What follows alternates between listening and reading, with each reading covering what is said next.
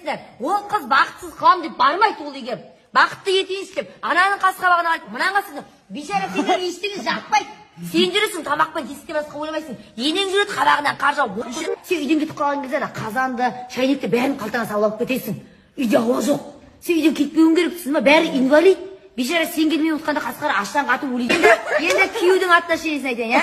Күйеу былай ғана алғанша бейшара нағызға дейін гүл алып бер. Қара мысалы. Соны айтшы, соны айтшы. Қара.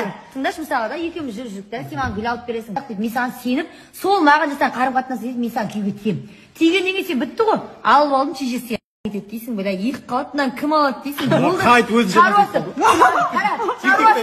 Шаруасы бітті дейсің да, сен манағы жүріп жүрген кезде гүлді бермейсің. Жүріп жүрген кезде жаным әдемі болыпсың, бірден айтпайсың. Саған поқи көтің тұр қасып, PUBG-іңді ойнап, TikTok-ыңды ақтарып, Instagram-ды ақтарып, әрғаншықтың бір фотосына лайк басып, жата бересің. Алатын қатынды алдың.